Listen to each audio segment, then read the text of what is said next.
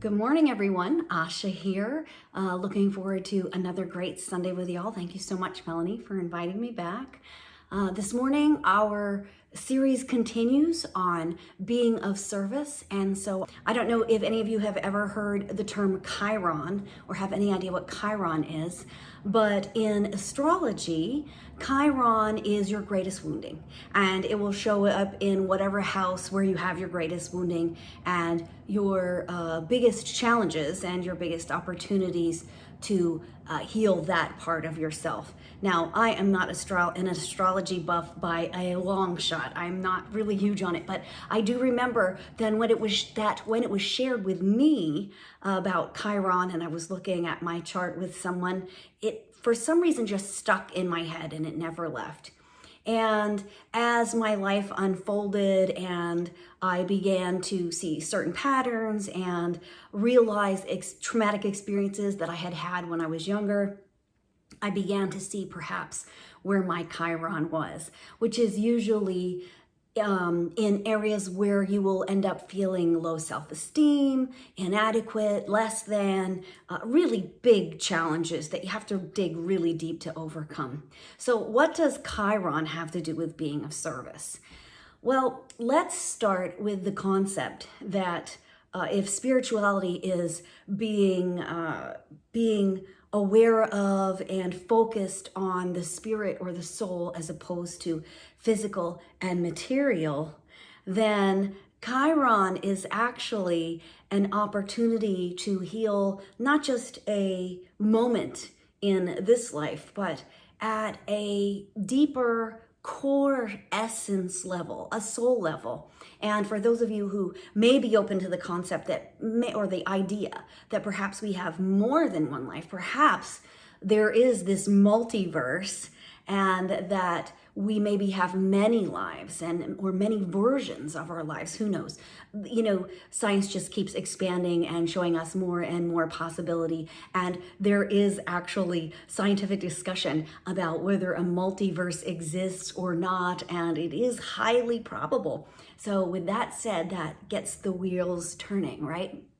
So let's turn Chiron back around and say that this is not just a moment of expression or a moment of healing in this life. This is really your soul's work in this life, your spiritual work in this life.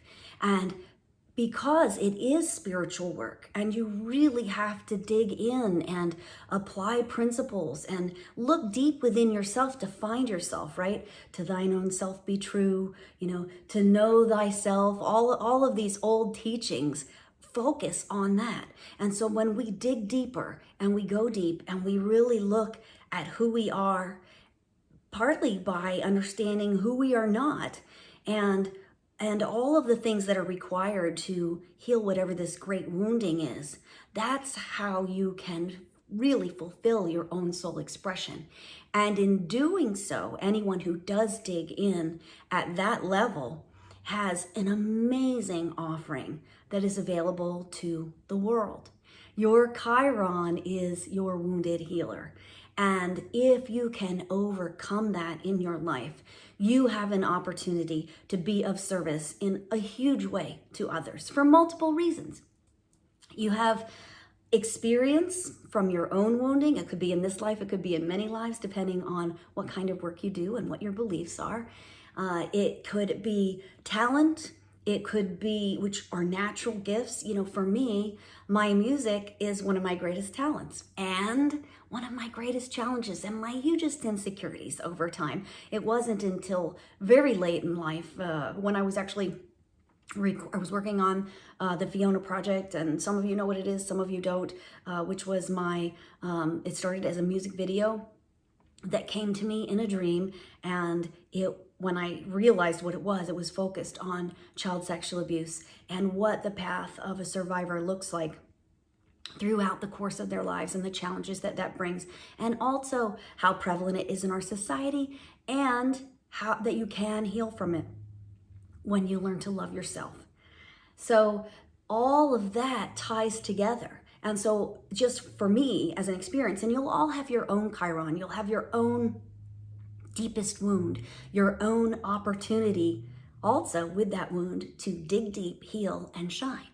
And so my gift has been, it started with the music video, and I used to listen to everyone else who would say, well, you need to do this, and you need to change your lyrics, and you don't have a hook, and you have to this, and it sounds, and I would listen to all of their critique. In fact, I am the music director of One World, but I would be the person who was always second, never chosen first, wouldn't win the part, didn't win the awards. And when I did win the awards, it was always overshadowed in some way by someone else or something else. So I have this history of not being seen in my own arena, which I know now is really part of my gifts. And so again, that's another example of Chiron, the child sexual abuse stuff. My history was something that I wasn't even aware of for most of my life. But when I finally accepted that something had happened to me, and I dug really deep because I had struggled with depression and suicidal thoughts and all kinds of just drama, bad relationships, abusive relationships over and over and over and over. And I struggled with all of that until I started understanding, hey, wait a minute, something happened, and really digging into that and embracing that and accepting it and working on it. And when I did, I began to heal. And now when I go out and I'm invited to do panels or talks or participate in, local summits, stuff like that, the greatest gift is when someone will come up to me and say, wow, I love your energy when you spoke about this, and you smiled and you laughed, and I don't know how you did that, but I want that. When you heal your Chiron, and it's a process, I'm not saying, oh, I'm healed. It's a process. You're always digging and evolving and working, and even when it gets easier, there are little things here and there that are going to continue to expand your self, your breath, your essence. You burn brighter, you dig deeper, you become more full. And isn't that what a spiritual experience is about? And when you take that into the world, you offer that to others. And if they've especially been touched by the same things that you have been touched by, what happens is then they see a model of someone who's doing well, someone who's on the other side, someone who gives them hope, maybe somebody who inspires them, someone who maybe gives them a glimpse of being seen, especially in hidden things like the child sexual abuse, addiction, alcoholism. A lot of the things that we are our greatest challenges, our wounds, tend to be things that society is not so keen on and doesn't really want to talk about much. They like to push it to the side and let somebody else deal with it. And when you can step up and say, I've been through this eating disorder, I've been through this abuse, whatever it was, and you're showing up as a mostly whole and healthy person and a good role model, it gives others the belief and hope that they can get to the other side as well, and that it's okay for them to speak up. Another great example, this is a tiny little thing, but y'all know, or some of you know, that I have this Totally Witchin' podcast that I'm working on, and I do psychic healing and all that sort of stuff. But when I first was out and about, and I would do some normal business networking meetings, things like that, and I would start talking about these things, just like the child sexual abuse, you'd be amazed. People would come up to me and they'd ask me questions, or they'd say, I had this experience, and they would share with me things that they would never talk to anybody else about. Why? Because it's taboo. In some circles still, especially with more conservative religious beliefs and whatnot, those out-of-body experiences or psychic experiences or really psychic healing, anything like that, really way out new agey. People that have a more conservative life, conservative friends, and old-fashioned religion don't talk about that stuff, because some of them even believe that it's against God. Now, personally, that doesn't fit into my picture in any place, in any way. It's a gift. So I don't see it that way. Even the evangelicals, my grandmother was an evangelical, and my mother is very up into that stuff. And, you know, my grandmother, they totally believe in healers. They just have a different spin on it, and that they, you know, they feel like you have to come through this vein and say this and be anointed or whatever. But it's really, let's be honest, it's no different. It's a gift. It's a God-given gift, a cosmic gift, call it what you want. And it's the same stuff packaged differently. So when I come out and people know me and they say, oh, well, she's not too crazy. She's pretty normal. She's pretty down to earth. She does business stuff and she doesn't seem like a devil worshiper or something.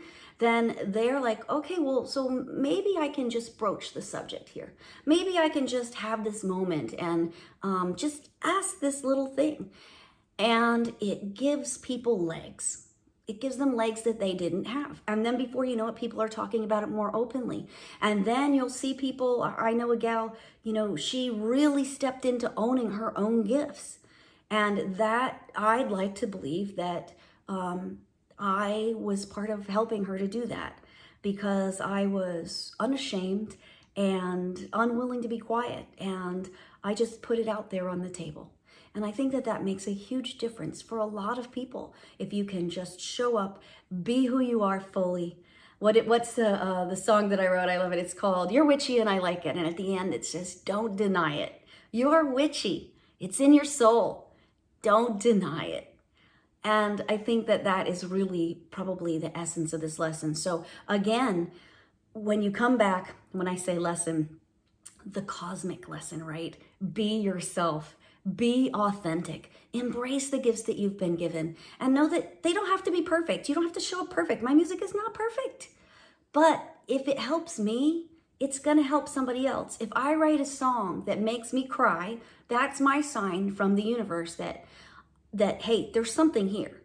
And if it helps me, I'm not the only one that has those feelings or has those doubts or has those insecurities.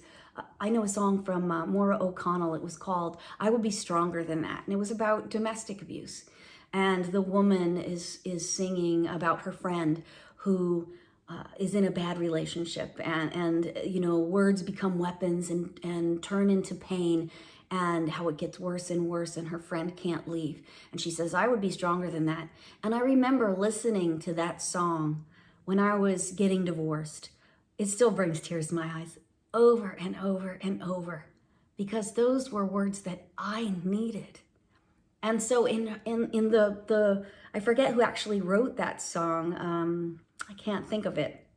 But in hearing this other woman share and express that, it was healing for me. It allowed me to access something that I could not necessarily fully process and embrace on my own without that external input. So when you turn around, now maybe that's not her greatest wounding, but that's definitely her talent, her gift, and her talent is her music. She's fantastic. If you like anything that's kind of Celtic folk sort of stuff, it's not strong Celtic, but it's kind of up in that vein. Her name is Maura O'Connell, and I just think she's a fantastic artist. So in any case, I'm gonna keep this nice and short and sweet today, but I just wanted to share that being of service we think of as going out and doing a food drive, or going out and working at a kitchen, you know, or a homeless shelter, or whatever it is that we do. Maybe even helping a friend. You know, Paul and I got a call one day from somebody from One World who said, you know, there's this gal and she's in trouble and she needs to get out of her house. And for some reason, you just popped into my head. This goes back to Melanie's talk a couple of weeks ago when she said it could be that tiny little thing that you don't even know is significant and you just follow through. And for some reason, I felt like we needed to go. And so I went, and Paul then tagged along with me and went. And when we got there, this woman was in a definite emotional abuse, domestic violence situation, and wasn't really fully understanding what she was into, although she did get the basic concept. And her husband was there that day. And when he showed up and we were helping her move her, we don't know this woman at all, but we felt like we had to do it. So yay, we showed up to move stuff. And when we got there and he showed up, we knew we were the right people because we could see exactly what was going on. We knew what she was dealing with. I watched him intentionally intimidate and manipulate her, and we could step in and help redirect and also be that middle voice. And so again, being of service could be a small act or what seemed like it was going to be a one-time thing that can change somebody's life. But see, that's my gift. Again, my gift is working with people that have been in abusive situations, and Paul's gift as well. And Paul's my partner. Sorry, I didn't say that. Not everybody knows us. So, and then also working with the abuse from the Fiona Project and the child sexual abuse. It's all the same themes over and over and over.